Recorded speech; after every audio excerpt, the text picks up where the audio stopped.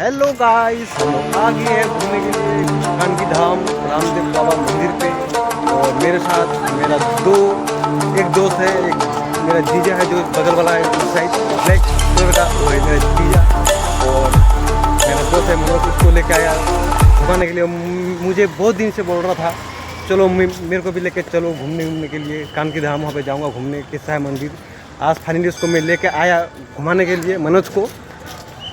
आप लोग भी इसे देख लो, मंदिर कुछ ऐसा नज़ारा है मंदिर का।